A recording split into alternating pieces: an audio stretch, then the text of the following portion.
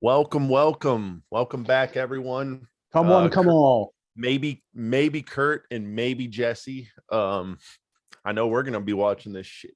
All right. This is our by the way, this is our 99th video on the channel. Is it really? Yeah, you ready? We got to We're do gonna have some an big extravaganza. got that week. big popping next week. Yep. Welcome back, Wax Chronicles episode. Who the fuck even knows at this point? 13, 12 or 13. There's some scuttlebutt around the league, and I think it's I think there's a lot to talk about this week. I know we've been kind of tiptoeing around trade deadline stuff, but there's been a bevy of rumors and things that have come out over the last week, and on top of that, some really good NBA basketball over the last couple weeks, and good. Some pretty big storylines. Unless you have a direction you want to go off the top, I think we need to dig into the Sixers. Let's get it, man. All right. So there's a lot going on. I think he's been a guy he's been kind of absent from some of the stuff we've talked about, but Joel Embiid is putting together an MVP caliber season. He looks like, best player in the world, maybe the best big I've seen in a long time. He's getting a line, he's scoring like crazy, just throwing the team on his back every night. I mean, he's doing things that are like, it's just unreal to watch. And the crazy part is, they have a $35 million hole on their roster. Yeah. All the while. All NBA talent. Yeah. Yeah. So, I guess off the top, we have to mention Joel Embiid and just what he's doing. I mean, if you had to vote for MVP today, and I know there's recency bias involved, but who's getting give me your top three. Where does he fit in there? Because if he ain't top three, I don't want to talk to you anymore. Yeah, no, I think I have a hard time because, again, I'm trying to eliminate recency bias here. But at this exact moment, I'll give it to JoJo. I'll have Jokic second and Giannis third. But yeah, I think if JoJo comes back down to earth, which I feel like he will, and some regression to the mean, and Jokic continues to play the way he does, I think Jokic deserves it, because Jokic, by advanced metrics, is having the best season in NBA history. And not even, and people who watch this know how we feel about advanced metrics and about how there's a lot of flaws in them. Mm-hmm. But just watching Jokic play and seeing his box score every night, it's 20 points, 20 boards. Yeah, I mean, this dimes, is making threes, playing defense. I'm like, I've never seen anything like it. We're talking about we're watching one of the historic carry jobs in the history of the NBA unfold right in front of us. And it's like, I feel like there's always this revisionist history where people are like, oh, I didn't appreciate that season at the moment. It's like, we got one right here. We got Apex Jokic doing otherworldly things as well. I'm glad you mentioned him too, because, I think if you put a gun to my head, I think you'd have to give Jokic the slightest edge, but my God, JoJo, this recent stretch has been, and it's not even, it's been 2-3 weeks now, maybe even a little bit longer. It seems like he's been on forever, dude. He's I don't know, dude. Last night we're recording this on Wednesday the 26th. Last night he decimated the Pelicans, shot 20 plus free throws, and it's just literally nobody can guard him at all. Yeah, and it's I know there's been, I guess, on the fringes of NBA fandom, there's already people kind of poo-pooing JoJo for his free throw rate and stuff. And I saw some Reddit threads about does it the OG way, dude. Well, fuck. Yeah, people are if there was ever a guy who deserved all of the calls, it would be him or it would be Giannis.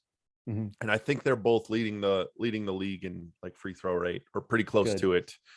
So it's good to see, fewer of these James Harden, Trae Young types getting all the calls. The types that Bailey really roots for. Hey, what are you gonna do? What are you gonna fucking do? What are you gonna do? Root for JoJo and Giannis. That's who. I root for players who do the most they can within the set of rules they are given. Have some honor, dude. Nah, you ain't no honor in losing, bitch. As I'm a Harden mark. Yeah, look at the Hawks and look at Harden. But you could say the same for people aren't shooting. Hey, they're just doing what it makes sense. So so I thought. We all justify our actions through various means. That's how I choose to do mine. I need this to be on the record though. When Giannis and James Harden were peak beef, Bailey was Harden on Harden's team Harden. Mm-hmm. And that just needs to be stated for the record because Giannis is one of the Still coolest people would of be. all time. God, that That's just fair. makes me want to vomit, dude. Dude, you have some weird blinders on. Like when the whole league was punting. Everybody hates Harden. Shut up. Let me talk. Can I finish? When the whole league was backing down and the Western Conference was backing down from the Warriors. Yeah. Who the fuck was there? Harden and a bunch of Morey scrubs, and dude. D'Antoni, dude. Oh my. Morey was the one going it. all, and it wasn't I Harden. don't want to dude. hear it. Yeah, well, who was the workhorse? Who was the tell workhorse? That to Harden in playoff time, who was actually putting he their fell chips short. Too. He fell short. He deserves criticism. He deserves criticism. But Gordon was the one pushing his chips to the center, dog. Still is. He never left. True. That's fair. That's fair. EG's got him there. Future Laker Eric Gordon's got him. Well, the there. fact that I mean, sorry, this. I feel like this off the rails. Be a lot of. That took 5 minutes. We're off the fucking. But even rails. talking about Harden, it's like there's already like who knows what's true with the rumors, but it seems like he already wants out of Brooklyn. It's like what KD and Kyrie ain't enough for you? Sorry, fuck. I wouldn't want to play with Kyrie. He's the most bitch-made player in the league. Play a fucking basketball Harden game. Signed up for it. He didn't sign up for this. He did not sign up for this. It's Kyrie. He signed up for it, dude. We all know we knew Kyrie was. Okay. We'll see next year, dude. We'll see next year when he's in Philly, carrying him to a title, dude. We'll see. That'll be the ultimate conflict of interest for me because I want JoJo to win a title. Out of all the players that have won a title in the league, JoJo's probably number one. And out of all the players I don't want to see win a title, James Harden's who don't have one. James Harden's probably number one. So I'm like, well, fuck you. But I honestly will say the power of my love of JoJo overpowers my hatred of Harden, dude. I love JoJo. I'm glad. So fucking. I'm glad. Dude. I'm glad to hear that. Well, I guess that kind of transitions into another, I guess, Philly related. Well, segment. hold on. Before we leave JoJo, I want to talk about something. Yeah, I know. Like, I think maybe we talked about this offline or maybe in one of the episodes, but we talked about like doing basketball book reports. Mm-hmm. And I just finished Tanking to the Top. Yes. Yaron Weitzman. Is that right? Your own Weitzman. I think that we probably butchered that. Weitzman. Yeah, sorry, Mr. Weitzman, but your work is greatly appreciated. Anyway, I don't say this to sound like Mr. Know-It-All, but like Bailey and I both have a fairly good understanding of what happened with the process Sixers. Like we've lived through it. This isn't like us reading about the Showtime Lakers. Yeah, we lived through it. We've lived through this process, and we were pretty. I'd say fans through the whole. Like we've been at an elevated fandom through the whole process. Before that, yeah. So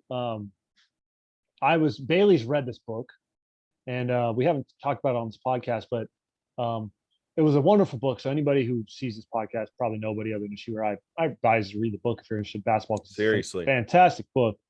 But speaking of JoJo.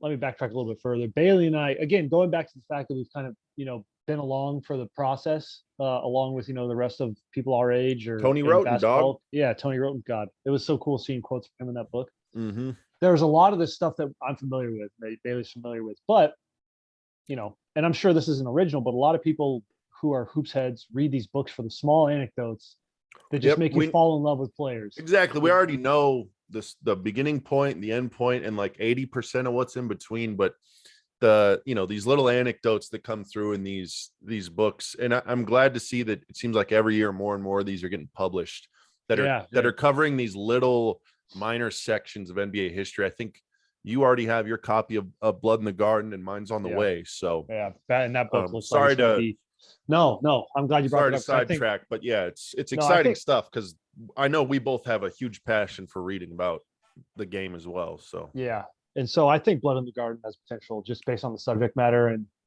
how in depth it seems to be one of my favorite basketball books ever.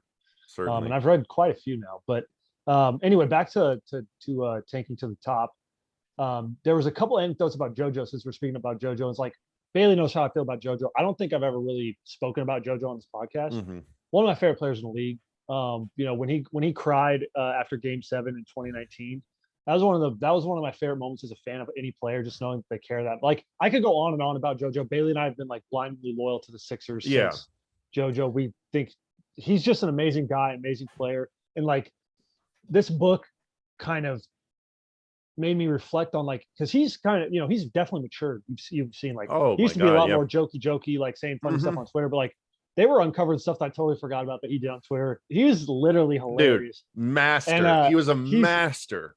he's so funny, but there was a couple anecdotes that I read that I did not know and that were so funny to me. One Yeah. was his Chick-fil-A order that he would make rookies get him on the plane. Do you remember this? 4 spicy Not the chicken details. sandwiches, 4 French fries, and 4 cookies and cream milkshakes. Oh God, dude. And like, I wonder why he it has past him 2 either, though. broken feet and every fucking dang. So that was really funny. And then really the other funny one I found was like, this doesn't seem like him trying to be funny, which makes it so much realer to me. Because like obviously he's not native to America. Like he's naturally so funny. Yeah, he the came thing. over from, but like, so he came over from Cameroon, right? But anyway, like, so the story I'm about to mention, I don't think he was doing it to be funny. I think he was doing it just because like there's cultural differences and you don't understand like what's funny, what's not funny, even though he's obviously funny in like the American way. But he said when he was working on, like, I think it was in high school or maybe it was in college at Kansas, when he was working on a shooting, he YouTubed white people shooting 3-pointers to get them for, because he's like, the elbow's always tough. Legend. Like, Legend. Anyway, I could intentionally funny, unintentionally funny, just like, I mean, like you said, I mean, I've given JoJo grief at times, but like it's because he just destroys the Pacers. He has made, destroys everybody, dude. I know like the jokes always go back to like Andre Drummond, but like I think the only person that JoJo has even more brutally, like Miles Turner. I mean, he just feasts in Indiana. So, but like he's a guy that like, even going back to the first episode, like I love the big man. He is the big man. Like he is the version of basketball that I love. So it's like he could like. That's why I don't understand. Literally on that alone, I will always root for him. Like you said, he'll always be in that list of guys who like maybe they're not on my favorite team, but I'll always root for them to have a title. Like if JoJo hangs it up and he doesn't have a title at the end of the day, that's going to be like that's going to be tragic. Like that's going to be awful. Hinkie and Colangelo and Morey and whoever's the GM after Morey all deserve to be shot if JoJo doesn't get a title by the end of this. Seriously, and Ben Simmons for that matter, yeah, talk about a good segment. Turn your back on JoJo. Come on. Yeah. Where do you want to go next? You want to go, Ben Simmons, you mentioned you were talking about Ben Simmons, but I just want to do another sidebar because I know we've already. Oh, sorry, I didn't mean to get off the. No. I told the anecdotes. That was a sidebar, but I thought another thing was talking about JoJo being a big man. JoJo and Jokic obviously are like an evolved form of the big man, but like I was just looking at the cover of the Blood in the Garden, like seeing Pat Ewing, dude. Dude in the '90s, the centers in the '90s, the golden age, to me, like the modern golden age of centers, it makes me so sad. Just think about like you have like Admiral. And I won't even say Duncan because like he came on a long later. Yeah. I'm talking about guys who were like very productive in like the mid '90s. Yeah, Admiral, Hakeem, Ewing, Shaq, Zoe. There's even guys like what did we bring up the other day? Ronnie Cycli, who had like a really solid stretch in the early to mid '90s. Like even I mean, there's guys that were like even forgotten. Like Bryant Reeves was a little bit later than some of those guys, but like I don't know. There's such a glut of incredible bigs. Rick Smits, Mutombo. Like that's so cool that there were so many like Hall of Fame caliber players playing at that position at one time. Like anyway, let's talk about Ben Simmons now. I could tell I was just like I guess I don't know. I wanted to bring up Ben Simmons. I mean, there's not a whole lot more to be said really. But I just can't get over like how absurd this is. And I feel like because it's been going on for so long, we don't even think about it, but it is a player with Hall of Fame ceiling, like all NBA level player who is just sitting out a season in his prime due to like, I don't want to try to diagnose his reasons for doing it, but it's just, I mean, it's, and to go off the, I guess the book that you recently read, it's Tanking to the Top, right? Sorry, it's been a long time since I read it, but Tanking to the Top. It just like blows my mind. It's like, even when they thought they kind of got through the worst of it, leave it to Philly and the process. There's always got to be like one more thing in there. And I know it's like people have already kind of put the last nail in the coffin on the process. Just because, the flexibility is gone. Like they kind of got what they got at this point. But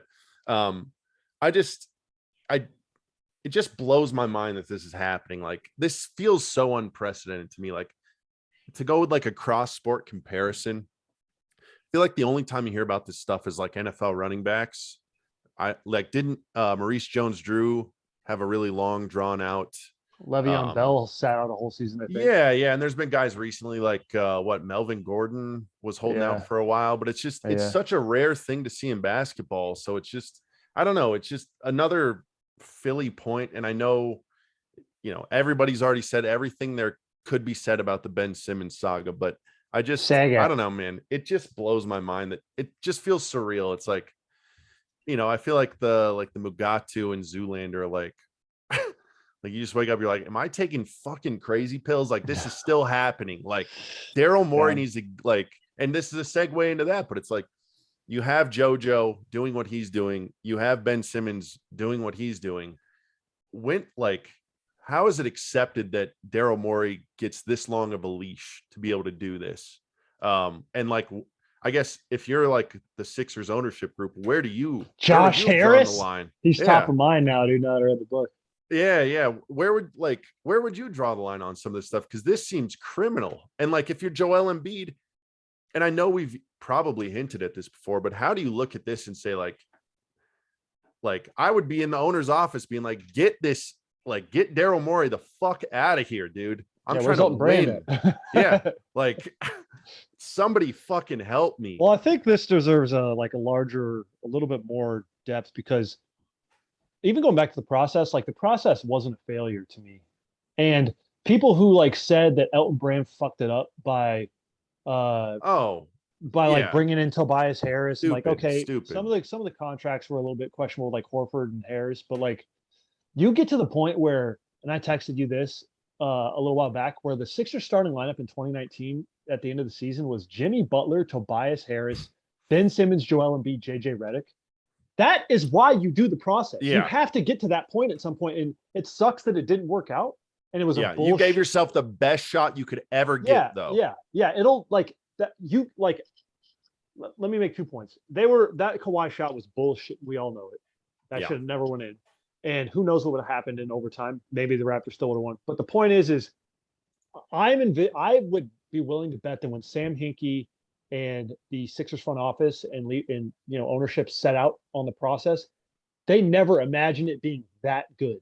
Like, seriously. Obviously, it was like, okay, we want to get a couple generational talents. Well, you got that. Oh yeah, and then you also added one of the best player in the league. Yeah, I think Jimmy Butler pretty clearly proved that the next year. So it's like he was either right in that conversation. Then you have a perfect like JJ Redick, like one of the greatest role players in NBA history. You could call that the prime of his career too. Mm-hmm. And a perfect fit in this situation. And then Tobias Harris, who can stretch the floor and fills a variety of roles on offense. Like when you start the process, that to me, that's beyond the wildest dreams. Like we're going to have a team with 4 all-star level players, 3 Hall of Fame level players in their prime or prime-ish or pre-prime, and like one of the greatest role players ever and shooters ever. It's like that's what you a master class in roster building. Like, I'm sure their depth lacked a little bit because they did go all in, but it's like, I'm sorry, when you have that top end talent, you won. You did everything you could do, and one lucky shot fucked up your whole system.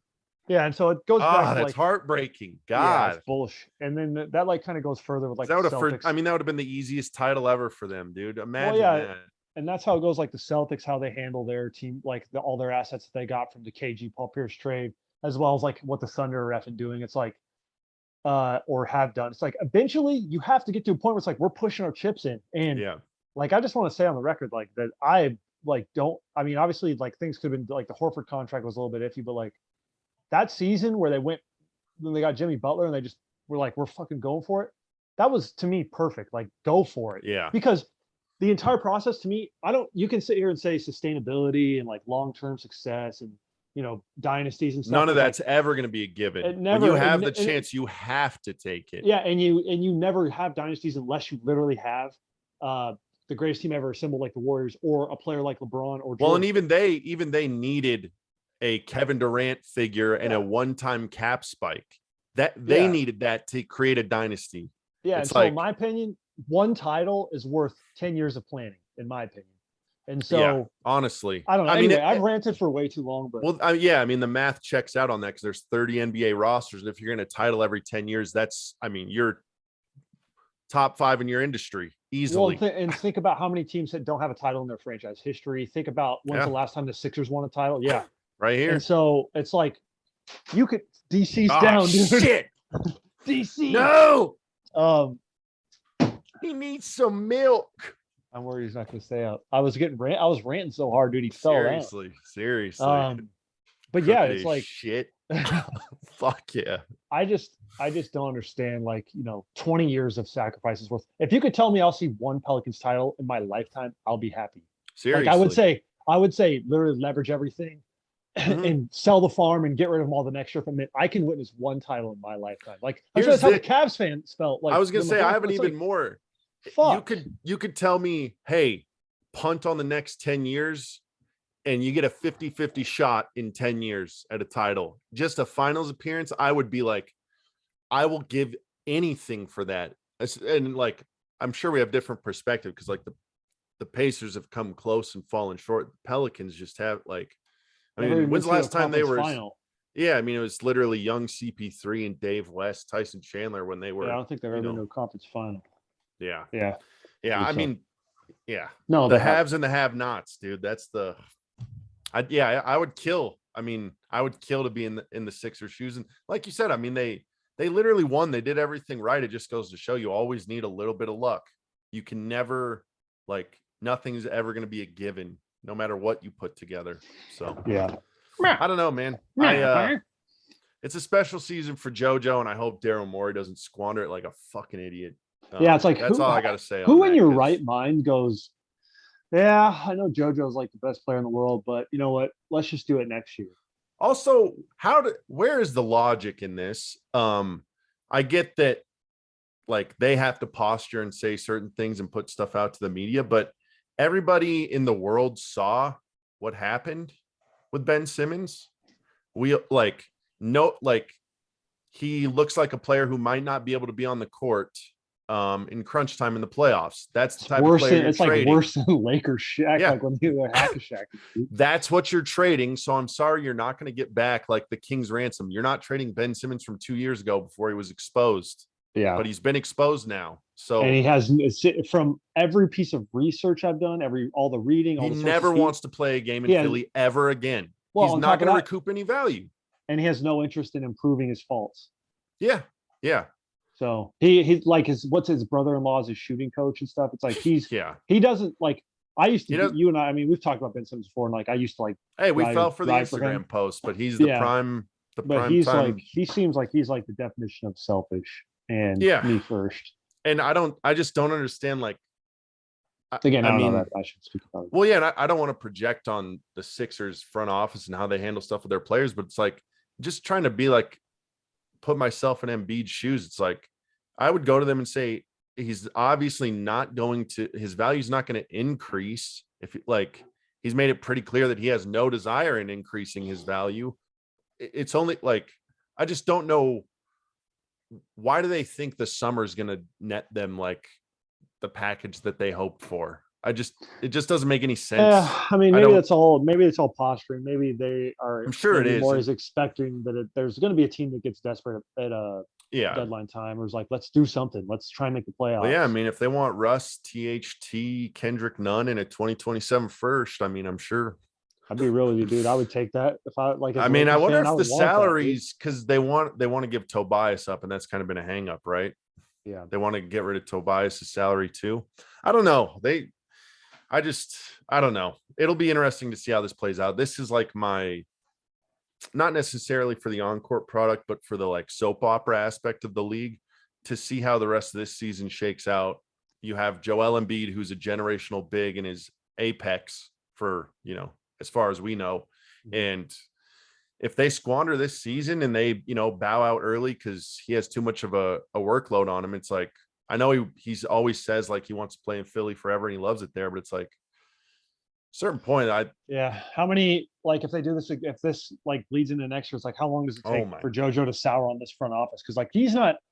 I mean, this isn't the regime that brought him in. This is like, how long does it take to be like, oh, you're just willing to throw away all like, and it's not just JoJo, but all the other guys on the team. It's like, hey, we're winning games. We have this like we have this like winning lottery ticket we're sitting on. You just don't want to cash in because, Yeah. oh, we can get another 3 cents on the dollar. It's like, Yeah. And I mean, JoJo's not like young, he's almost 28 years old and he's a big, and he's already got a history of injuries. So, as much as they want to try to pretend like this is some long game, Ben Simmons was your long game and he has no desire to play there.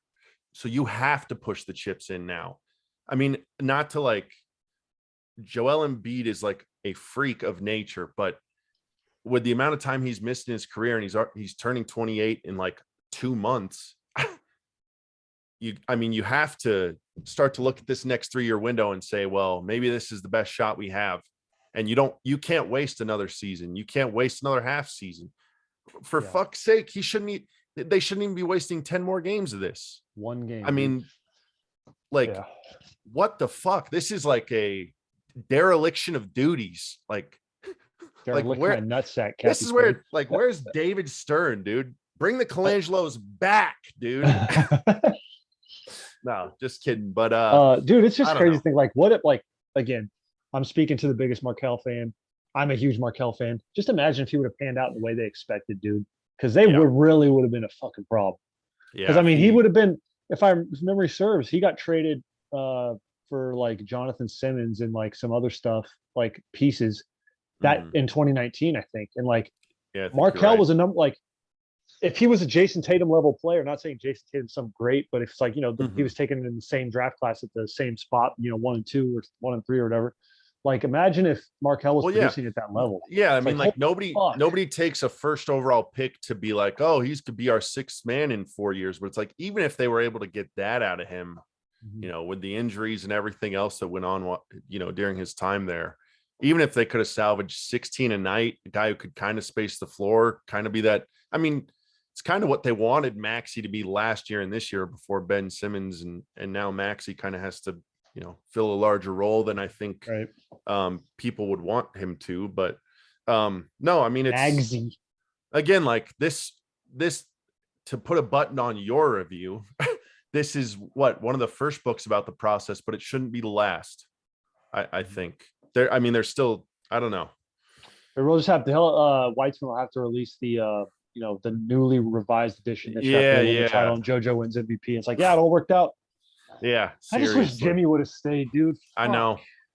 I wish Ben Simmons was not the person that he is. And I wish I wish things could have gone. I don't know. There's so many things, dude, that just like they did. I think the point you were getting at is absolutely right. It's like people put down the process, but no, they did about perfect, and they got some really shit luck in there. Yeah, and I will say that there were aspects of the process that I really didn't like. Like, I remember when MCW was Rookie of the Year, and like, it's like, how the fuck are you going to trade him? This is why you tank. Yeah, but then obviously they ended up being right with some of MCW's flaws. But like the lack of like veteran leadership, and how, like, now that I know more about culture and how he treated players as assets, and it was really that I don't like at all. And I say process in terms of basically just like losing games, but bringing in the right people, treating them right. So like the aspect of the process where it's like, hey, we're going to lose to try and get good players. I'm with that at times when it's appropriate, but like the other aspects of the process, I don't. I'm like, fuck this. Yeah.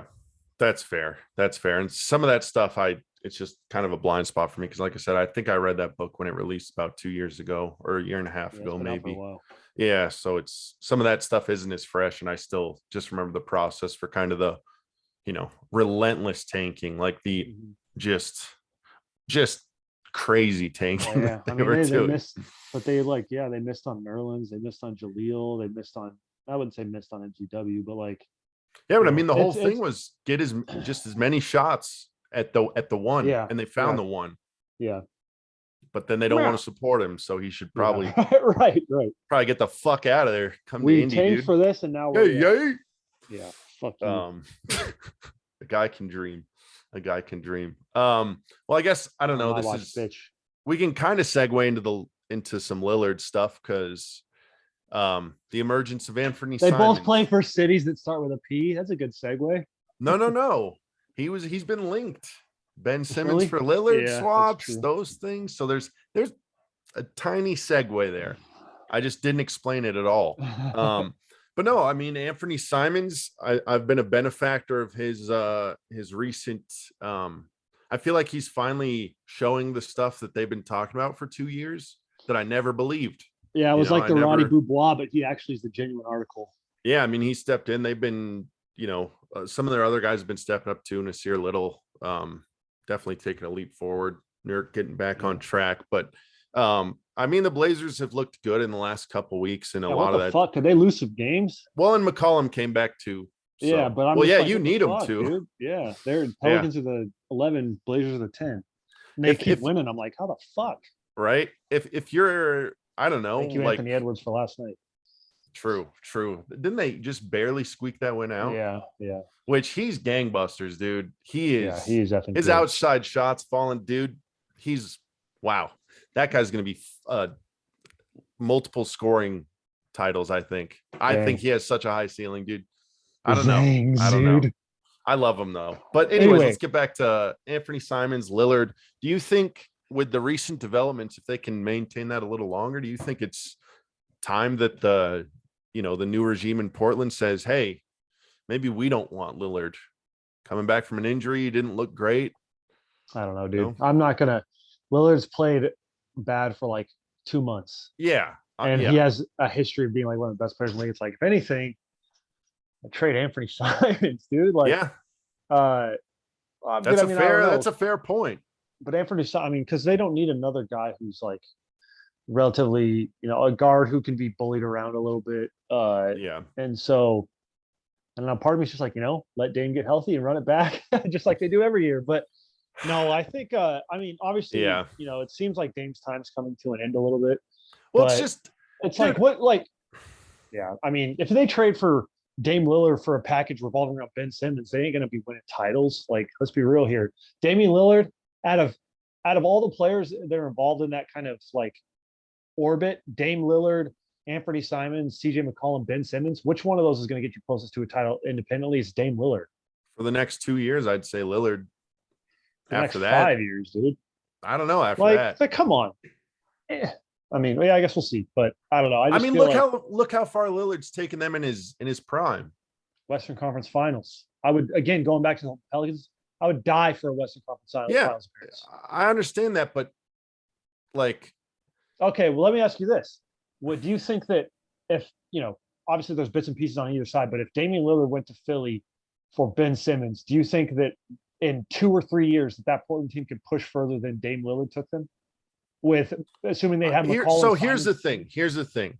I don't think it increases your ceiling now, but it increases your ability to create a team that can contend for a championship later. How so?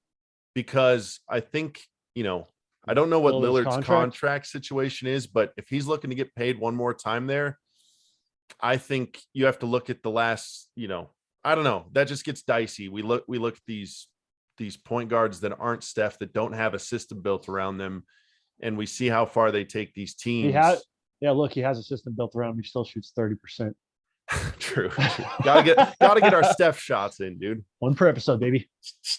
But no, I mean, I don't know. I think they could give themselves some long-term flexibility. I like the idea of like a Ben Simmons, Anthony Simmons pairing. I think those players would complement each other pretty well.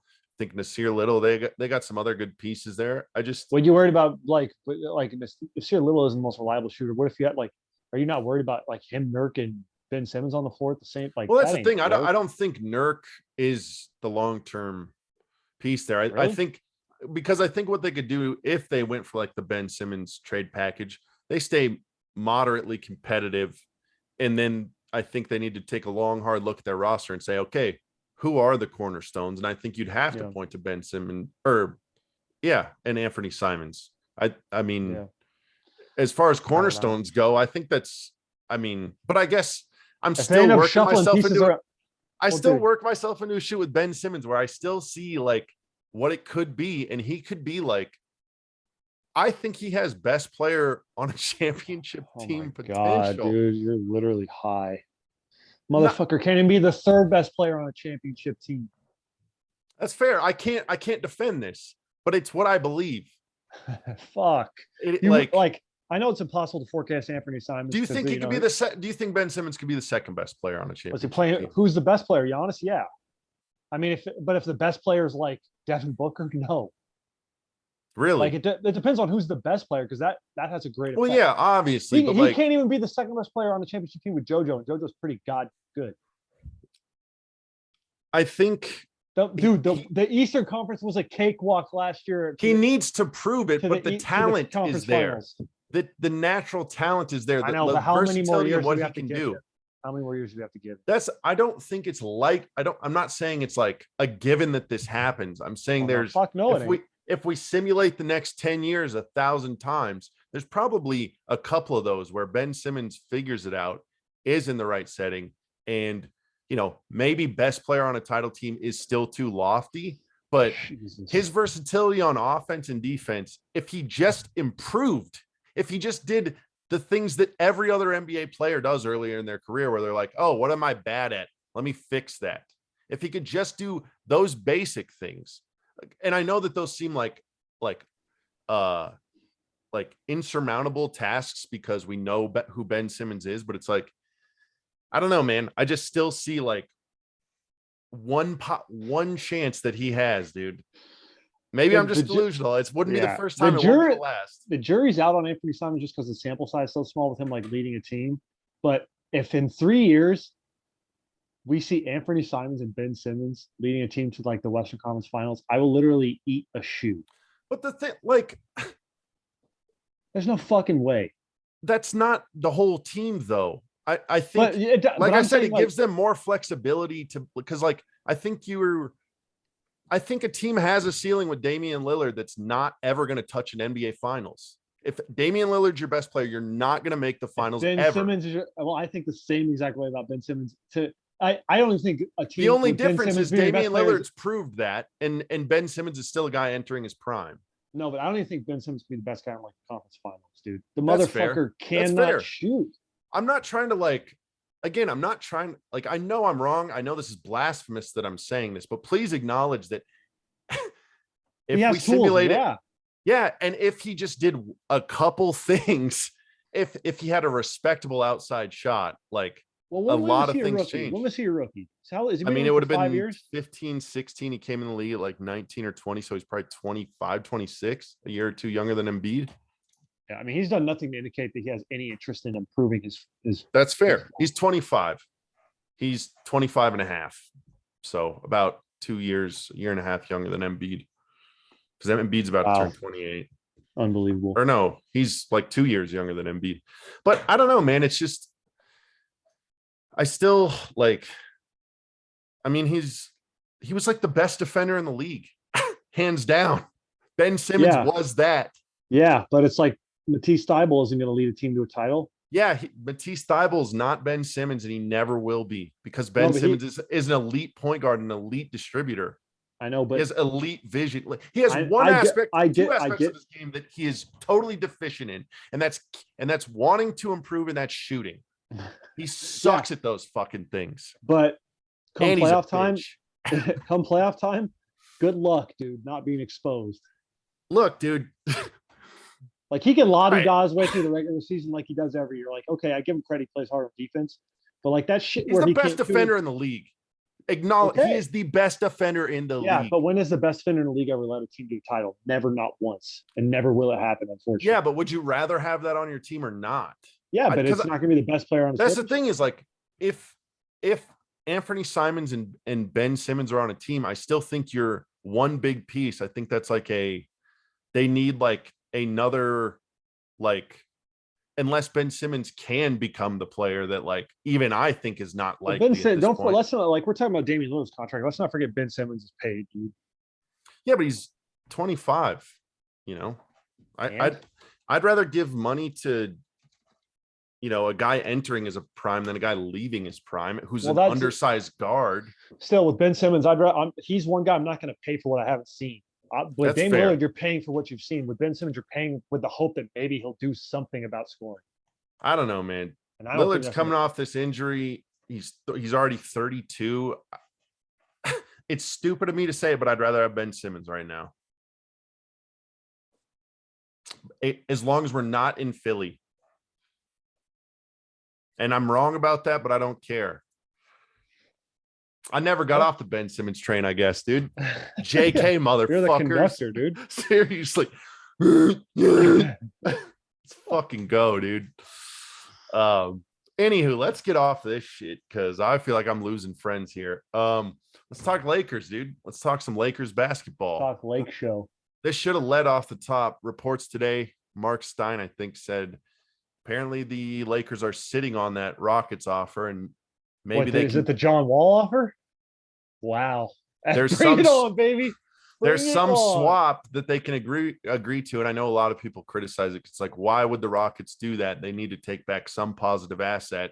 So it makes me think they're either getting every second rounder that the Lakers can throw, or they're getting that 2027 pick that is about the only legitimate trade chip the Lakers have. So to me, it sounds like if they can't make another deal, there's one waiting for them there. But Bring I don't know. On John Wall, dude. I don't know. I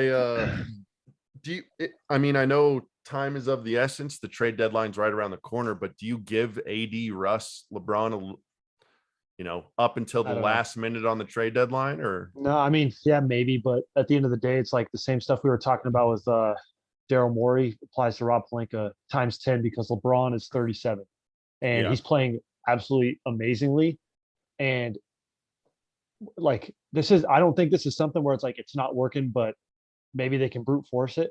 It's like, if you have, and again, who knows what trades are actually going to become available to them, right? Like to trade all Russ. Rumors. Yep. But like, if they can improve, if they can get rid of Russ and like add shooting and reliable veterans, I don't want to say young veterans, in some way, if they can like get rid of Taylor Horton Tucker and like the 2027 pick, basically and Russ, exchange those for like somebody who has a better skill set for the team, better fit. Yeah, because I mean, all the stuff people were saying with Russ is still it's still a problem. Like maybe Russ can get past it, maybe he can like fit in, but given no indication of that. Yeah, and like John Wall, who knows how much of a better fit he is? I mean, I'll be honest, for just like posterity, I mean, can he shoot the ball at the rim outside of 10 feet? Yeah, but I mean, but if the team's gonna, I mean, can he not turn the ball over 5 times a game? I'm Russ. I made a Russ montage. I love Russ as much as anyone. He has the yips like nothing I've ever seen. Some of these shots, dude, he's shooting off the top of the backboard. It is, and it's like, dude, like, sorry to just go off on this, but there's times where I haven't touched a basketball for 6 months, and I go in and I'm like just shooting, and the motion feels weird, and I'm like bad misses. I'm not shooting off the top of the goddamn backboard. Like, what is that, dude? Like, you're like, never happened if I was even playing basketball once or twice a week. Like, there's something up top that is like, whoa, because some of these misses just are mind-boggling to me. Sorry, and I don't want to go in on him, but like, I mean, you see that stuff and it's head scratcher. Yeah, and I just especially wonder, from a former MVP. Yeah, and I will say that like I love John Wall as much as like just about any player in the league, and so like I'm willing to overlook his faults even more than Westbrook because that's how much I love for John Wall. But, I don't know with Russell, dude. Like, when does it? This has kind of been endearing to him, but it's like he's gonna do him. This isn't original. I saw somebody else say this, but it's like he's gonna do him, and that's just who he is. You take Russ for what he is. He's gonna play hard. He's gonna do this. He's gonna do this. You got to live with this. You got to live with this, and that's been the narrative his whole career. But it's like, at some point when some of these other skills start diminishing a little bit, it's like Ben Simmons, like, make some changes. Yeah, you adapt or you're going to be out of the league. Yeah, so there's a reason that Russ's last 3 stops they've been trying to get rid of him because it's like this just ain't working, and he still has the same mindset. And like, I still think Russ is a great player, but it's like he'll get interviewed after the game. He's like, I'm going to be me. I ain't changing. It's like that's the troubling stuff. Some of the stuff we see in the media that he says, where he's just like, it just seems like he's totally unaware that, and it's kind of shocking actually. Like, I mean, I get that you have to have a certain mentality and a certain belief in yourself to even do half of what he's done, a 1/100th of what he's done. But like, it just is kind of eye-opening to see, because he's had to have that. That's been his mentality, seems like his whole life. He's literally wired that way. And we all just assume he can change that. He's I don't think he can. I think you're absolutely right. He is who he is, and he's always going to be that. And it sucks that's not the player that he once was anymore. It's kind of passed him by a little bit. And it's just hard, dude. It'll be like, it won't even, he has his turnovers, he has his missed shots at the rim and stuff. It's like he'll do things at certain times. And like, I never really got it as a Thunder fan, because like you and I was such a KD hater early on, still am. But it's like, I would always just like be like, oh, look at his stat line, look, talking about Russ. But people like, it's how Russ can like kill momentum and just like completely bring everything to halt. It's like, you'll see that happen in the Lakers games where he'll just shoot like a three with 15 seconds left. It's like back iron, they're down by like 4 points. They actually need a bucket. And just like, what the fuck was that? Yeah. Just, truly, like head scratching. Like, what the fuck? But I mean, he's still great. He still has talent, but it's just like some of the decision making, that's what everybody's been saying all along. But it's like some of the decision making, just like, why? Yeah. I mean, we aren't the first people to say it, but like, it has been just a nightmare even watching that team play. Nightmare. Oh God. Deep cut. But no, I mean, it's been troubling, and I hate to see it because I'm a huge Russ fan. I'm a huge LeBron fan. So to see this kind of blow up the way it did, do you put any stock into the might be Pelinka trying to save his job, but the stuff that's saying like, oh, this decision, if it was Pelinka's way, they'd have Buddy, and AD and LeBron literally were like, no, you have to go get Russ. I could see it. I'm so over clutch sports, dude. And like I love LeBron, but like that stuff, just like seeing what Anthony Davis did to the Pelicans, I'm just like, fuck clutch sports, dude. And fuck like how they, throw their weight around, and I don't know. I'm just so tired of them, and I wouldn't even be surprised. It's like that, I am so tired of the lay GM stuff, but you know him, like, I'm sure if Russ is who they wanted, then that's why they got Russ. But, I'm sure a move of that. But Pelinka, with that said, Pelinka seems like the type of guy who's always going to try and cover his ass, and he's going to be like, oh yeah, no, I was going to do the right thing, but they made like, Pelinka, like, he very much is a smooth operator. I'm just like, fuck this guy too. Yeah. So I don't know, man. It's I guess it's the one criticism I would always, that like, I feel like LeBron's record is pretty unimpeachable, but like there's certain things that personnel decisions, roster decisions over the years that you're just like, probably not the right move. Probably, I blame LeBron for that though. At the end of the day, he ain't making the trades. Delivered 4 titles, over the course of his career. What more could you ask for? Well, speaking of Lakers, I think he got in his own way sometimes. That's the only thing I wanted to say. Yeah, that's fair. But again, too, it's like, obviously he knows what it takes to be successful, so I'm not going to fault him too much. And I mean, I don't know. Some of this too, like Russ has got to be better too. Like, we can criticize Russ and LeBron. Anthony Davis need to be better. Yeah. And like these guys like Kent Bazemore, those reports, like he thinks he deserved a starting job coming in. It's like, you don't even deserve like G-League spot, motherfucker. Yeah, you look out of your depth even during the COVID season where there's like a bunch of guys on 10 days. It's like, you don't even, maybe it's just not speaking out of their depth. Ariza, oh my, get these fuckers out of the league. Yeah. Speaking of which, dude, we got our Steph Curry shot in. Can I shit on Bill Simmons real quick? Please.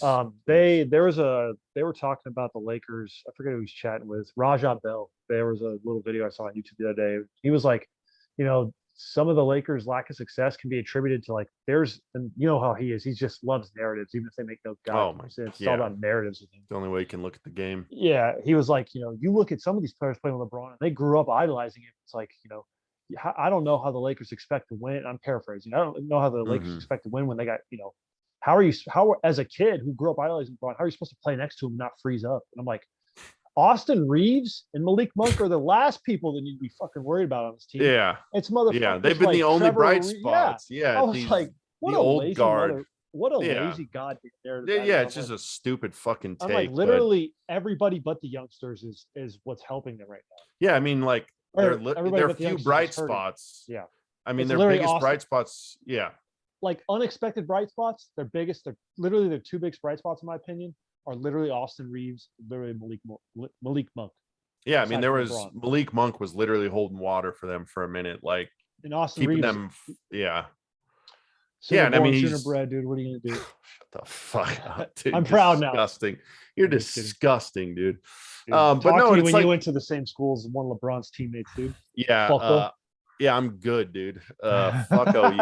I'm gonna dox you, dude. But no, it's just I don't know. And then like it's just been just such a bad year for the Lakers too, because it's like one of the big moves that they made was Kendrick Nunn. You know, I think he's not even. I mean, I'll be real. Dude. Oh, I mean I was like, this ain't gonna do shit. Well, no, like last year he was like what a near 40% 3-point shooter, good on the catch and shoot, and good we know what second unit happens ball when handler. Yeah, and guess what happens when players? But play that's the LeBron? thing, They fucking blow. We didn't even get the chance to see that. Motherfucker was just like, nah, I have a knee injury actually, but I want the money. Yeah. What? I have no interest in Kendrick Nunn. Yeah, just isn't going to play a minute, which I shouldn't make, jokes on a player's injuries. Like, obviously he wants to be out there too. The Lakers want him out there too. It's been but it's just, a long season for them. It seems like everything goes wrong. So, except for LeBron, still the GOAT, always. Yep. But I don't know. Did you want to get into some game recaps? There were some big games over the last week. I had 3 on my list. Where do you want to start? We got the Pacers. I want to start. No, let's start with the Pacers Warriors because that was, I think, probably the first guy. I think that happened the night after we recorded last week. I think you're right. And we that deserved an emergency podcast because that was one of the coolest games I watched in a while. Yeah, that was a blast, man. That was. Is Justin like?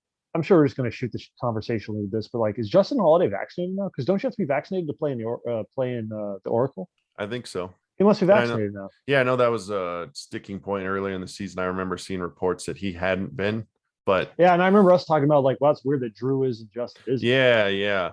Because Drew's all over the PSAs, but I mean, Justin's the big 3 to send it in overtime. So yeah, and I mean, speaking of Justin Holiday, I mean, when is this guy going to get his due? As like he's one of the most underrated 3-and-D wings in the league, and he has been for like 3-4 years now. I don't know. It blows my mind that he just doesn't get more credit. But no, the Pacers Warriors game. I mean, it was the Pacers starting lineup was an eye opener. Since I got the box score, I'll read it. Kiefer Sykes, Chris Duarte, Goga Bitadze. How tall is Kiefer Sykes? I don't know, but he looks like he's about 5'8" on 9, 5'10". Wow. Yeah, he's tiny. Torrey Craig and Justin Holiday. So every single player was pretty much out for the Pacers. Can we talk about how dog shit Miles Turner's outfit was? Do you remember he had like the pink sweater where the sleeves came like this far below his hands? It's like this. He's always doing too much. Yeah. It's like those guys that try to be too fashionable, but it's just always a miss. Yeah, it just always looks like you're trying way too hard. Although I will say his outfit at the Pelicans game is nice. He's wearing a do-rag and he had some like tinted sunglasses. I was like, okay, that undoes the pink effing whatever. Boo. Yeah. Boo. No way. Anyway, tell me about how you're feeling, dog. About that. Dude, it was game. There's a lot of depressing things during the season, and it felt extra sweet with Duarte going off because, as their first round pick, I don't know, he started the season hot. He looks like he found a role, and then he's kind of been on the back burner. But I mean, he came out and he looked like, he was a dog. He was making plays both ends of the floor, hitting big shots. Kiefer Sykes as well was hitting big shots down the stretch. Yeah, he hit some huge ones. My big takeaway from the Pacers was just, dude, I've been a fan of theirs for a long time. Seeing a lob threat in Indiana was very surreal. Watching Isaiah Jackson dude, come down the lane, catching lobs, throwing them down, I was just like, this is.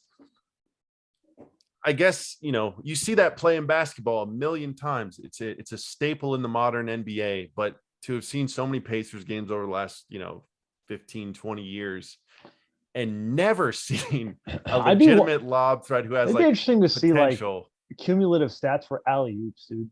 Pacers have to be towards the bottom. Gotta be. For like the past 10 years. A 30 year.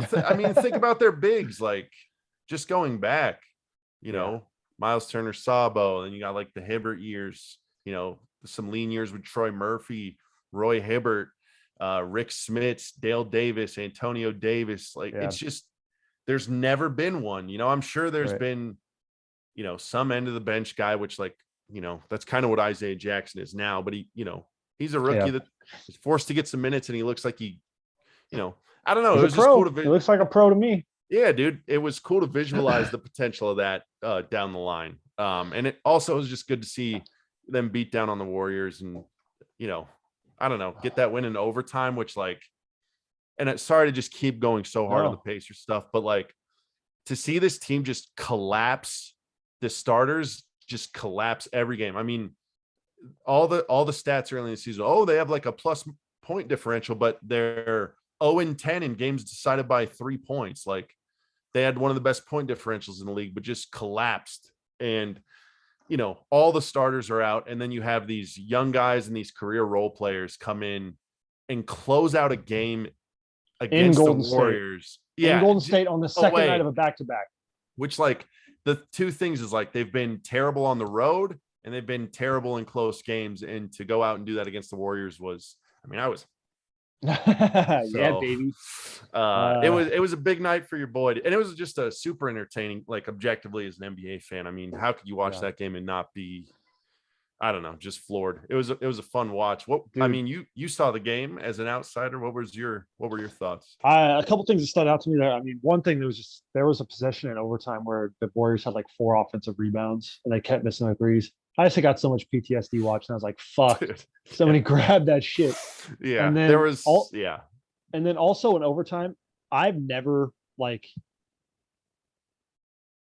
can't remember the last time I saw a team have more trouble getting an open shot than that Pacers team. I do not know how the fuck they won, but it was just you had it didn't matter who they were trying to attack on Golden State. They couldn't even get the ball past every player.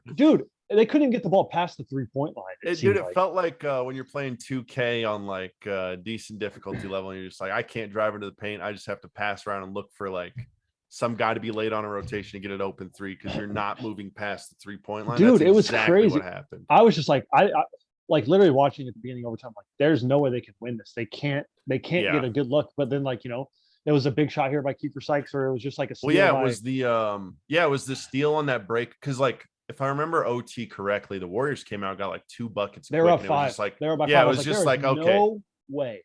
It felt like the overtime game with a double-digit victory. Yeah. For the Warriors, which I was just knowing this Pacers team, I was just take that to the bank. But they were resilient, like you said. Duarte, I think he got hit a contested jumper, got a steal, got a bucket in transition. Then Kiefer Sykes, he had a couple shots. He had a Steph Curry moment on Steph Curry in overtime where he hit a huge 3. And then the next time down, I think he got in the lane and hit some tough bucket, dude. It was just unreal, dude. Yeah, that was an amazing game. They almost choked it. I mean, they were just dying at the line. I felt like they could. I mean, it was O'Shea Brissett was having a tough time, dude. Yeah, dude. Even I was come on, man, just put it away. But they did. They did, and it was cool too. Is because all of the majority of the Pacers starters were on the bench, traveling with the team. I think even TJ Warren was at that game, and to see them getting hyped for the role players and the bench players, maybe if these guys can get healthy again, dude, ever the optimist. I'm trying to talk myself into this worthless dog Pacers team that just gave up 160 in regulation to the Hornets tonight as we speak. 158.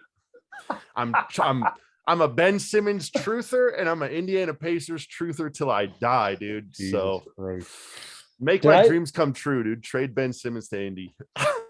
I forget if this was that Warriors game or it was another game, but there was they were focusing on the bench. The camera was focusing on the bench, and Lance was standing in front of some of the starters, and he had he had an afro, and I don't know, but he stuck his hand up to his eye and was doing a tell. Did you see that? I didn't, but it's Lance, dude. It just got a second 10-day, so yeah, good. They need to extend it for the rest of the season. He's not playing as well as he did when he first signed on. He is here and there. He's just not had as big of a role. I think that's fair. That's I should have phrased it like that. Yeah, and his role's diminished a little bit, but he's still, I think he still could carve out a role in the league as a second unit ball handler in a pinch, kind of spark plug. Yeah. Not anywhere near a sixth man, but for this team, he's probably good enough to be 6 man, but they're dog shit. So, But no, that was a fun game. Do you want to jump over to the Pacers Pelicans game? Yeah, let's chat It's about not it. as fun. Yeah. Since I let off on that one, I'll let you take the lead on this one. No BI, right? Nah, And then Karis LeVert really the only Pacers starter who came back between the Warriors game and then, but there's just a fun. I mean, it was a back and forth game. It was Yep. close. It was, I will say as a Pelicans fan in the third quarter, I was getting so fucking frustrated when the Pacers had, because Isaiah Jackson was in foul trouble, Goga was in foul trouble, and Mhm. they were trying to defend JV with like O'Shea Brissett and Torrey Craig, and they could Yeah. not get Jonas the ball. Yeah, they just it wouldn't I feed him was the like, ball. what the fuck? That is the easiest 2 points in the history of the league. Like, Yeah, I was like, get him the ball. It was like the whole third quarter. I was like, they couldn't do any. They couldn't get him the ball. They couldn't get an entry pass to him. And I was like, yeah. they literally could get two every time. It's a 7-footer, legit 7 foot one of the Well, best yeah, dudes in and the post O'Shea against like, Brissett, like he plays big on offense, but he plays exactly how big he is on defense, and that's I about will six say, six two ten. deserve some credit though, because they were like fronting hard. They were Oh getting yeah, physical. yeah, They were trying, and like they were. yeah. They're It wasn't. fighters for sure. Yeah, they weren't just like the Pelicans weren't just not passing. Like the Pacers Mm-hmm. were deterring them from passing. But like the Yeah, some possessions credit where, goes. Yeah, yeah, but the possessions where JV would get it, it would be like he'd get it or he'd make a beautiful pass. Like he had into the game with 6 times. I think he was making great passes. But it was like, yeah, the second that he could catch the ball in the post and it wasn't Goga or mm-hmm. Isaiah Jackson on him, it was like, okay, this is going to be a good possession. Well, yeah, and I And mean, that whole game, the fact that JV doesn't end up with 25 field goal attempts and drop 40, because even with Goga and Isaiah Jackson, those are two of the most undisciplined post defenders. Like, not to like criticize their games, but they're young bigs who just haven't got the reps. And JV is a guy who literally is like made his career on feasting on those dudes. yeah, So the game plan, I mean, the game plan obviously worked. They got the win, but it's like I see exactly what you're saying because I felt the same way. I was like, I wanted to every break possession, it somebody. was just like, please don't give him the ball, please. It felt inevitable, but then he got like 0 touches. It felt like it's like, Yeah. But yeah, speaking of like trying to throw away a game, I forget exactly the sequence of events though, but it's like Levert had like they've tried to throw away the game. The Pelicans did yeah. with some of The only worst, the only bigger chokers in the league though is the team with their fucking face. Well, I mean, I was just like I was getting worried at the end, but that was nice to see the Pelicans beat a team that they should beat. Yeah. And that's something that's Even without continues to be, BI, yeah, but you that's know, something that continues to be rare. Is it feels like the Pelicans can never put away teams that they have a decent chance of beating, yeah. and they almost let it slide away. But Well, it's I like don't really know. the only difference between teams like the Timberwolves, who are going to be in the playoffs this year, and the team like the Pelicans is like Timberwolves can beat the teams that they're supposed to beat consistently. You know, Well, I mean, I think the Pelicans have some of that to them. It's been talked about on this podcast. But they started out like what was it, 3-14, 2-13, and yeah, then now they're like a 500 team since then. And yeah, so obviously, if a couple of if they would have played better at the beginning, I mean, obviously that's part of the yeah. And season. every team could say that, but yeah, Yeah, yeah. yeah. I see what But you're saying. I think they are a team now where they've gotten to it's like, hey, we can beat teams that we should, and we can compete in games that we might be a little bit like last night when JoJo went crazy on them. Like Yeah, without Bi again, they played hard and they could have won that game but if they yeah, wouldn't dude. have turned down the stretch. Hernan But Gomez was beast mode. yeah, and Jose Alvarado looks like an actual he Seriously, reminds me a lot of Pablo Prigioni. He's just a pass dude, and he's like always in the backcourt trying to steal the ball. He's good at yeah, passes. yeah. Uh, Nikhil's been playing pretty decent, right? Too lately, he a has little his bit. nights. I mean, he Well, played he's well last night in streaky. He's Philly. always Yeah, streaky, but I mean like, that's kind of the joke on the Pelican subreddit is whenever it's like all the starters are out, and it's like, hey, just Nikhil and the bench guys. Nikhil's going to score 30. And he's going to play well, but then yeah. I don't know. But he Oh, played the well. I second, mean, yeah. yeah. But anyway, that was. I mean, did you have any thoughts on the pitch? I mean, I thought it was a pretty fun It, game. it, it was a fun game. It was frustrating from the Pacers' perspective because it just felt like they could never like make that run. Yeah. That's kind of the sense that I got. Dwayne Washington Jr. I think he was like one of the only bright spots Yeah, in that game. 100 for 100 from three, all swishes. Yeah, and then like Levert, it's just so tough because he's He's just playing well. I thought he played well. He's when it's good, it's the best. But then it's like he has a little bit of Russell Westbrook to him too, where he's just like, I'm gonna do it my way, and sometimes that doesn't always look great. Yeah. But I don't know. It was I'm glad you enjoyed the game. We'll say that. I did want to ask, there's been some more, and not to just always go with like the tabloid topics, but did you want to say anything about the Jackson Hayes 12 misdemeanor charges? We'll see what happens. Yeah, he's been getting run due to their, I think he's earned some minutes, and maybe he's just he's been playing. He's been playing. Yeah. I mean, I hope that it all works out for him and he get his stuff squared away. I mean, I hope that some of the things he's been charged with didn't happen. I don't know if anybody watched like the TMZ footage of him being tased and stuff, and Jackson definitely handled some things wrong. I think that the police handled some things wrong, and I think that I just hope that he can learn from this at the end of the day, whether or not what he did is true. We obviously don't want to get into like the larger issues, but you hope it could be a learning experience for a young guy like Jackson Hayes, and everyone, even the officers, because I'm sure anyways, we don't need to rehash the details, but he's been looking decent on the court, and he's always looking promising. So hopefully we just get the chance to keep seeing it. I hope it doesn't turn into something bigger than it is. So currently is, I should say. Yeah, we will see. Did you want to talk AD return Lakers Nets at all? I mean, there's not a ton there just because KD was out, Kyrie wasn't playing. LeBron played a great game. AD was whatever, but that's to be expected. I mean, he only played like 20 minutes, so yeah. He's got some rust to knock off. You have any thoughts about that one? I mean, the Nets are just so undermanned that it's hard to really get a sense of what's happening. Yeah, I mean, it's like, I guess part of me, being just like the biased, like garbage NBA fan, it was like, sometimes you just need, like, I needed to see the Lakers get a win. I didn't really care how the fuck it happened. Well, yeah, we talked about that earlier in the season when the Pelicans beat the Bucks and the Bucks were missing everybody. I was like, I don't give a fuck, dude. If you come in the season and you're going to win against the Bucks, I don't care how it happened. Yeah, it happened. Yeah, and it's like you need those.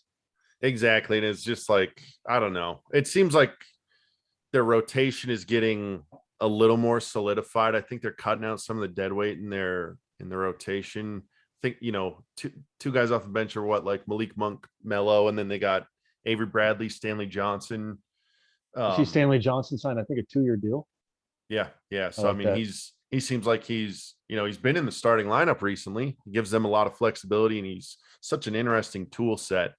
It's such an interesting player, really. But they've really, I mean, recently we've seen a lot of DNP CDs for Ariza, Dwight, DJ, Ellington, thank God, Bazemore. It's just like they're cutting all the dead weight, and it's like the guys that are, like you were saying earlier, it's like the Bill Simmons takes of like, oh, Austin Reeves is freezing up. It's like, no, watch a fucking game. Yeah. He's like one of the only guys not freezing up. Well, yeah, exactly. What do we expect from the degenerate gambler that is Bill Simmons? But I mean, even like Taylor Horton Tucker's like, hey. But no, I mean, it seems like they're trimming some of the fat, and they're kind of like, I could talk myself into this team if they're all healthy. Same. I ain't giving up on LeBron ever. Exactly. And like, as much as I hate Anthony Davis, I'm not giving up on him either. As long as those guys can be healthy at the right time. Like, it's just not to go, wind the clock back, but like the Suns, who look like the favorites to come out of the West by a considerable margin, the way they've been playing lately. This Lakers team, well, not this Lakers team, but last year's Lakers team had them dead to rights until the AD injury. I mean, they were playing with their food, and it's probably stupid of them to do that, but they still have the same, I guess, the main two guys that were impacting that. So it's like, I don't know. It's the reason why nobody will give up on the Lakers. AD and LeBron are just too good if they're healthy, and finding some of these versatile pieces that they can fit in there, and finding a win in Malik Monk. I don't know, man. They got a lot to prove, but it's not impossible. It's like the Ben Simmons thing, simulated 1,000 times. There is a version of this where they win a title. I agree. And one thing will it happen? No, but who knows? Going back to Pelinka and like talking about Lakers, it's crazy that I read these articles that like this offseason or this past offseason, it's like we have to choose between Caruso and THT, and they chose THT, obviously. And Yeah. I've heard that it's like that was clutch related because Caruso's not a clutch client, but uh, it's crazy that that was the choice that they had to come down to. When people try and talk about Taylor Horton Tucker, like he's literally going to be an All NBA player, and I'm like, you and I have been pretty critical of like obviously he's good, but like I think his talent is overblown or his potential Well, yeah, and is his made out. skill set's totally redundant on this Yeah, and so we team. talk Why would you about like ever want the ball in his hands yeah, on so we this talk team? about how it's just crazy though that it's like 2 years ago I was like, oh my god, THT is untouchable. He's going to be a part of this future, and then literally last offseason he's like him or Caruso, and like Caruso's a Yeah. good player, but he's not. Caruso's not a player who's like, oh god, we need this player for our future for the next 10 years. Yeah. So it's just crazy. Like THT's potential is so overblown to me. He's a good player. He can contribute to a team in meaningful way, but it's like he's not going to be play. He's not going to be your Robin to Batman on a contender ever, in my opinion. I wonder if they were looking at the tradability when they made that Ah, decision. I wonder if it was yeah. never truly because like, and again, not to go back to like the LeBron kind of weird like shadow GM stuff that always gets effing parroted around, but it's like the way they like hype up some players and then don't like, I mean, it's like the THT Kuzma thing. Guzman. Like they like LeBron's making like social media posts about THT, like this boy's special, blah, blah, blah. And then it's like you just never felt that. So they like channel their love in a weird way. And it's like, were they I feel always like building LeBron him showed a up as lot an of love to asset? Caruso, though. Well, yeah, yeah. But like, I just always felt like it was part of the like Lakers media machine was trying to make THT Yeah, yeah, into a legit trade asset that he was never going to be. And maybe yeah. that's just Maybe, like maybe. tinfoil hat me being like a psycho, but it's like, but then you also got to wonder, like, what is that? Again, that is the Lakers media circus. That's why like Kuzma, who's like can't ever find footing, and now he's like, you know, Yeah, we're just uh, 30 and 20, dude. yeah, No he's big like deal. a probably a top 50 NBA player this year, maybe. I mean, Well, I mean, to debatable. be that sucks. though. His role was such dog shit with the Well, Lakers yeah, by the end of that thing. inconsistent Go stand and in the corner, Kuzma. yeah, and it's yeah, and it again. That's like a sorry, I dropped something down there. Um, the way they handle their young players, it's like if you never put like real time and effort into developing them and letting them make the mistakes, if it's every time those guys make a mistake, you know, we got to get them off the court. You're shortchanging yourself, and you're not playing the long game, and that's why we always see these LeBron teams end up in the same position where it's just like, all right, it's LeBron, whoever LeBron thinks his Robin is at the moment, some third star, and then it's like a bunch of like, well, a bunch of vet minimums, and it's like, I don't know. It'd be interesting to see how things play out if they had their eye on the long game a little more, which I know they can't do Yeah, that because the points we said earlier, it's like nothing's ever a given.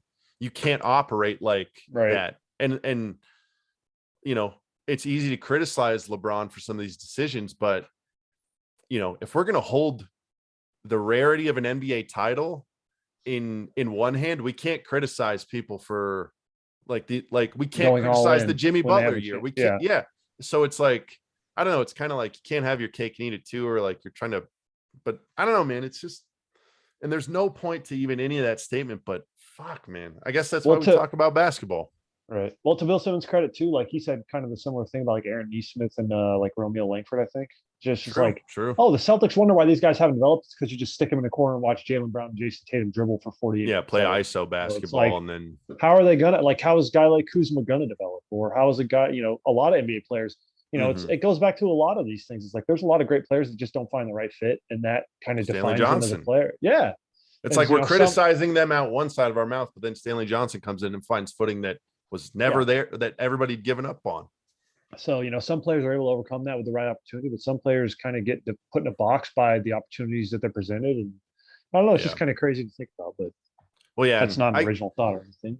well, I guess it's another thing too, is like I'm guilty of it and I criticize others for it, but it's like it's so hard not to project onto these players or these decision makers like Daryl Morey, LeBron. It's so hard not to project, your own like try to guess at their motivations. Yeah. It I don't know. I don't know. It's infinitely fascinating, the game of Yeah. basketball and the league itself. So I don't know. I guess that's kind of all all I got for the night. I mean, like I said, Indiana let Charlotte put up 158, so I'm probably gonna go cut my Tell me wrists. could you give me the box score of that? I'm curious to see. Like top scores, I think Oubre dropped almost 40 off the bench. It was an Oubre night. It was like the 10 of 15 from three. Oh God. LaMelo was plus 45. That's always fun to look How at. many did the Pacers score? Like 110? 126. Put up a fight, dude. Yeah, but No, I'm just kidding. They totally that's did. gnarly. Yeah, it looks like they've even pulled the starters like 20 minutes in. Before we But get starters off, on the Pacers doesn't really mean anything. So right. Well, let's talk about before we get off the changes to the I'm going to call it the all shit oh rookie game because I don't care yes, about yes, anybody who calls it yes. anything else. Speaking of which, they switched the sponsorship to Clorox this year. I don't really like that. I mean, shout out to Clorox for what they're trying to do with the helping with the pandemic, but fuck, that True, just seems true. weird to call it a Clorox team. Yeah, shouts out to Clorox, dog. But anyway, so pardon me looking down my phone. I just want to give you the Shams tweeted about it yesterday, but now I'm like looking at the NBA press release. So a pool of 28 players, 12 rookies, 12 sophomores, 4 G League Ignite players will be broken down into 4 teams of 7 players. And they're having a tournament. Gotcha. And so each team will be coached by a member of the NBA 75 team and assistant coaches from the 2022 All-Star game.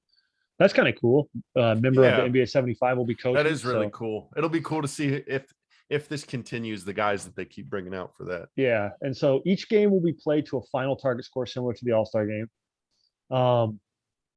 meaning that the game will end with a made basket, free throw, blah, blah, blah.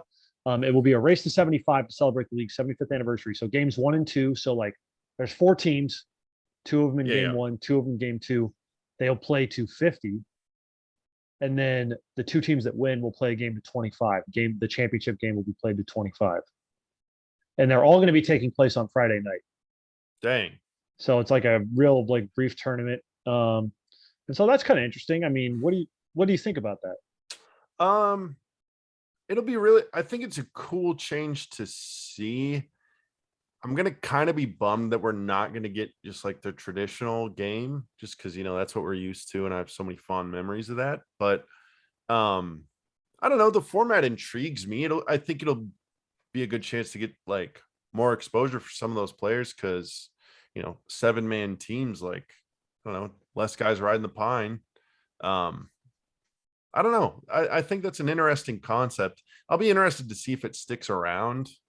Yeah. What are your thoughts? I mean, I think we've kind of both established we're very traditionalist in terms of like what we grew up with. So I'd always, I'd prefer they do away with the halves in the rookie game. Yeah. Like I prefer it was like quarters.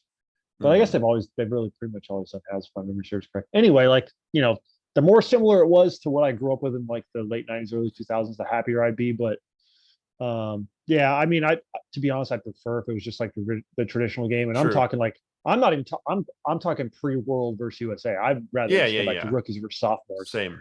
But I mean, it's fun. It'll be fun to see what it looks like. And like a tournament's kind of cool. Well, yeah, and the Ignite players in there, that'll be gunning for an effing that'll be interesting. NBA roster spot at some point. Well, it's just to me, it almost feels like one too many. Like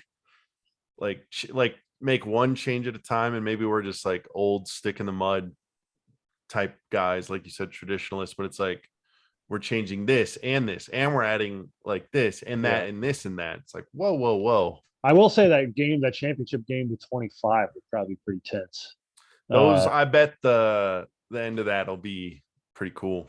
Yeah, and then with the right balance of guys on the court. And then also last year, I don't believe, I don't know if it's been the past couple years, they kind of done away with the shooting stars type stuff. This year they have the Clorox Clutch Challenge, and it is a time shooting competition. Will take place between games 2 and 3 of the Clorox Rising Stars. Total of 8 NBA and NBA G League Ignite players will be divided into 4 teams of 2 and compete to make shots from 5 locations. Will compete to make 5 shots from 5 locations on the court tied to iconic shots made in the NBA playoffs. That's kind of fun. That will be cool. It'll be cool to see those 2-man pairings. I don't know. I like that concept. Yeah, and like this is something you can like. Yeah, they can compete. And this is the kind of thing where I'm like, try something new. Like the big Yeah. like they've already fucked with the 3-point shootout enough with like all the money balls now. The dunk contest, like I'm cool with them keeping it the way it is. Like maybe they could add more. I don't know, like the All-Star game. I'd prefer they quit fucking with so much stuff. But like, anyway, each team will compete with one shared ball, so that's kind of interesting. It's not like the shooting stars ones. Like they have the things where they keep shooting if they miss. No player shoots 2 times consecutively. And so there's some timing stuff that I won't get into that we'll see when we get there. But I don't know. It seems like a pretty fun idea. So that anyway, I just thought I'd mention that. That is cool. Some changes this year to All-Star Weekend, and changes in our All-Star year gambit of gambit. Just a little preview teaser. We are big fans of the All-Star Weekend, and when we kind of get closer to that, probably gonna be a pretty lengthy episode with our friend Kurt. Shouts out C Muscle. Shouts out private. You know what? Private first class. Get it right. For PFC first class Cockman. Coitus Cockman.